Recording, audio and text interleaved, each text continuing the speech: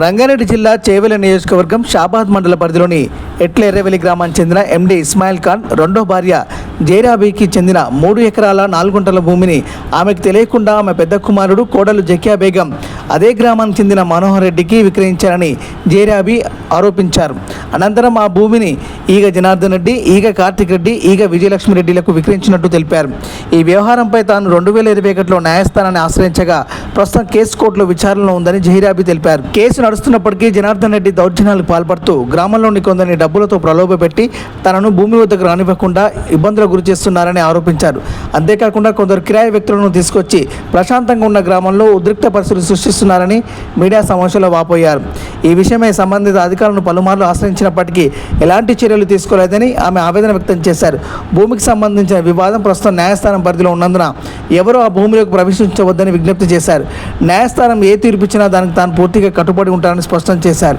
అలాగే ఈ భూ వివాదానికి Sardar Nagar market committee chairman Surender Reddy, గ్రామ సర్పంచ్ నరసింహులు, ఉప సర్పంచ్ కుమ్మరి వేణుగోపాల్ తదితరులకు ఎలాంటి సంబంధం లేదని జహీరాబీ స్పష్టం చేశారు. ఈ విషయంలో వారిని అనవసరంగా వివాదంలోకి లాగవద్దని కోరారు. ఈ కార్యక్రమంలో ఎండి కలీం ఖాన్, ఎండి చాంద్ ఖాన్, మైనారిటీ సోదరులు తదితరులు పాల్గొన్నారు. बड़ी बीबी हैदराबाद में रहते, उनके बच्चों को लेके मैं गांव में रहती थी बड़े आदमी को लेके, तो थोड़े दिन संसार करे, अच्छा से रहे। मेरे के एक बेटी उन्होंने कभी की बीमार पड़ते कि जाको उनकी बहू दाल ले को जाको उनको साइन करा ली चोरी से, मेरे को नहीं मालूम जैसा करा ले को ज़मीन बेटे के नाम पे करे, बेटे के नाम पे से बहू के नाम पे आई, बहू के नाम पे से बेच दिए। गाँव वाले कुंबिया को बेच दिए। तो मेरे को मालूम होने के बाद मैं पूछी क्या मेरे को नहीं दरियाफी नहीं करे, मैं हूँ ना, मेरे को बोले नहीं, बताए नहीं, ऐसा कैसा होता पटेल बोल के पूछे तो नहीं नहीं तुम्हारी ज़रूरत नहीं है, उनके बेटियों की उनकी ज़रूरत है, तुम्हारी कोई ज़रूरत नहीं है बोले। बोलने के बाद अब मैं रह के क्या फ़ायदा, मैं अब किससे बात करूँ बोल के मैं कोर्ट में केस डाली। केस डालने के बाद मेरे से लड़ने आए, मेरी बेटी के घर पे लड़ने आए तो हाँ डाली बोली, मैं डरी नहीं। किसको लेके डाली? देवर जेठ के बेटा को लेके डाली बोल के लड़े मेरे से। मैं देवर जेठ के बेटा को लेके नहीं डाली, मेरे खुद ही से डाली बोली, मैं खुद ही से डाली। तू तेरे को इतनी हिम्मत थी, तेरे लोग सिखाने से तू डाली, अलीम कलीम सिखाने से डाली। बोले तो अलीम कलीम कोई नहीं सिखाए मेरे को, मेरे खुद ही से मैं डाली, मेरा हक है बोल के मैं डाली। मैं बीवी हूँ ना, मैं करी हूँ, संसार करी हूँ, जीना करी हूँ, खेत में मेहनत करी हूँ बोल के मैं हिम्मत से डाली। मेरे किसी की भी हिम्मत नहीं थी, मेरी हिम्मत से मैं आगे बढ़ी, ऐसा आगे बढ़ी। आती तेरे ज़मीन लेती, तू आती कि नहीं आती कि डाली हूँ तो सही। जोरू होने से, उन्होंने मेरे शोहर होने से, मेरे शोहर मेरे को नहीं करने से, तो मुंह मार के मेरा हक बेच लेने से मैं डाली तो आए तो लेती हूँ, नहीं आए तो तू ले ले, नहीं आए तो तू ले लेती मगर की बोल के मैं लड़ी उनसे। लड़ने के बाद खामोश चले गई, चले जाने के बाद खामोश रहे। अब एक के ऊपर से एक के ऊपर, एक के ऊपर से एक के ऊपर, चौथी सीढ़ी चढ़ी ज़मीन, चौथे लोग लिए। लेने के बाद चोरी चोरी से बेच दिए तो मेरे क्या मालूम होता, मेरा हाथ पैर गिर जाके मेरी बच्ची कने रही। मैं उन्होंने गांव में आके बेचना, मेरी बेटी कने मैं इलाज करा ले फिर रही। अब मेरे कौन बोलने वाले, मेरे गांव में कोई इंसाफ़ी नहीं करे, किसी से मेरे की इंसाफ़ी नहीं हुई, मेरे कोई हिम्मत देने वाले नहीं रहे। मेरे बेटे नहीं है, एक बेटी, मेरी बेटी गरीब घर को दी हूँ, क्या करती हूँ उन्हें, मेरे क्या हिम्मत देती हूँ। खामोश बैठे होंदे कहाँ तलक होता कि बोल के केस डाले तो भी कोई दिल पे नहीं लिए, पकड़ा ले रहे नहीं, कोर्ट कचहरी सब फिरी। आखिरी में देवर जेठ के बेटा को ली मैं लेके, क्या बेटा मेरा रास्ता कुछ नहीं करते क्या, जाएंगे चलो आखिर सब। ఇగో చూడు ఇస్మాయిల్ ఖాన్కి ఇద్దరు భార్యలు, పెద్ద భార్య పట్నంలో ఉంటుంది పిల్లలను తీసుకొని, పెద్ద మనిషిని తీసుకొని నేను వ్యవసాయంలో ఉన్నా, మస్తు గోవిలా మస్తు కష్టం చేసిన।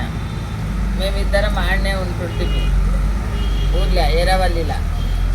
ఎవ్వరు మాకు 10 రూపాయలు సాయం కొడుకు చేయలే, కోడలు సాయం చేయలే। జ్వరం వచ్చినా నొప్పి వచ్చినా ఏదైనా కూలీ నాలి చేసి భూమిలో పంట వండకుంటే కూలీ నాలి చేసి ముసలాయనకు నేను మంచిగా చేసుకున్నా. గోడలు వచ్చి కూడా చూపించలే, బిడ్డలు వచ్చి చూపించలే, కొడుకులు వచ్చి చూపించలే.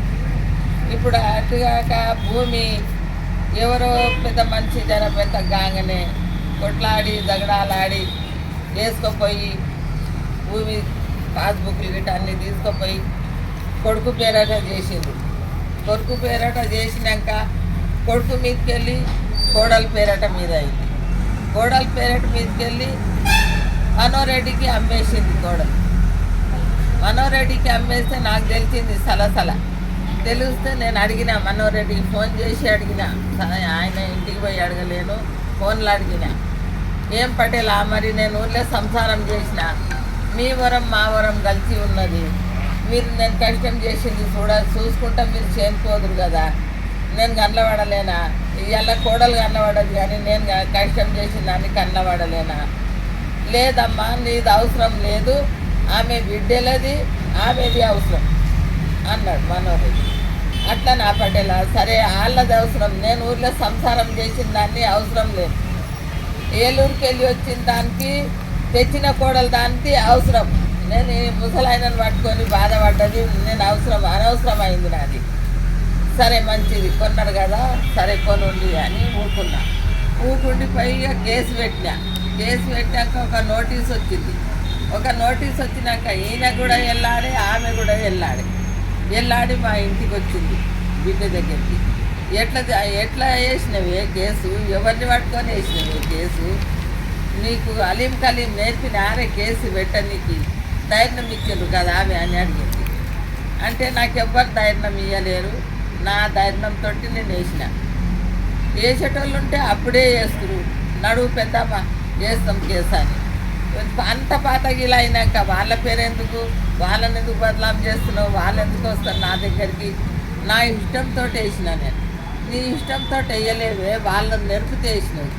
నాకెవ్వరు నేర్పితే నేను చిన్నపిల్లని గాను, నేను కష్టం చేసిన కాబట్టి, సంసారం చేసిన కాబట్టి నేను వేసిన నా ధైర్యంగా, వస్తే తీసుకుంటా లేకుంటే విడిచిపెడతా అన్నట్టుగా వేసినాక అందరికీ ఆయన ఏం చేసే వేరే ఆయనకు అమ్మేసినాక జనార్దన్ రెడ్డికి అమ్మేసి ఆయన ఎవరు అందరి మంది కావాలి, నా హక్కు రావద్దా? జనార్దన్ రెడ్డి హక్కు తింటాడు. ఎట్లా హక్కు తింటాడు? నా హక్కు ఆయన తింటాడు కొని, కానీ నా హక్కు ఎక్కడ పోవాలి? ఇప్పుడు పెద్ద పెండ్లాంది హక్కు ఆమె కోడలు అమ్ముకుని, మరి నా హక్కు ఎక్కడ పోయింది? నాది నాకు రావాలి.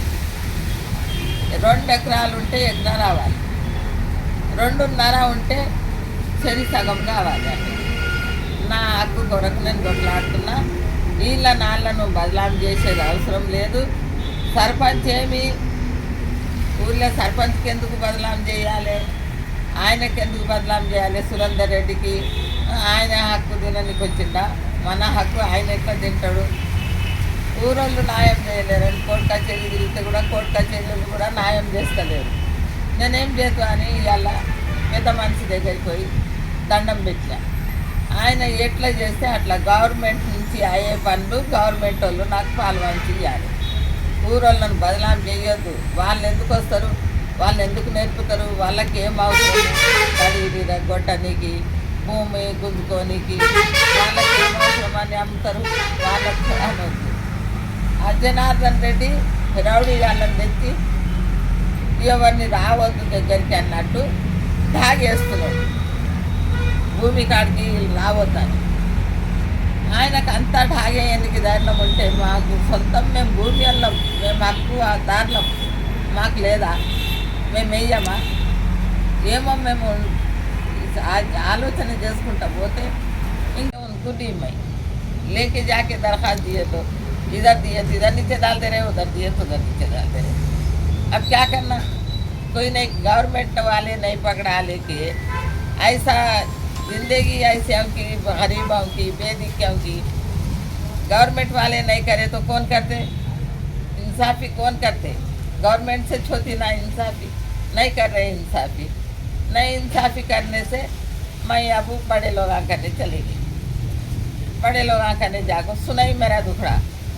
अब मैं क्या करना, तुम लोग सब रह के मेरा नहीं करे तो, मेरे को नहीं दिलाए तो, मेरा हक नहीं दिलाए तो मैं किधर जाना, कैसा जीना। मेरी बच्ची बीमार बच्ची है, क्या कर को जीना हमें।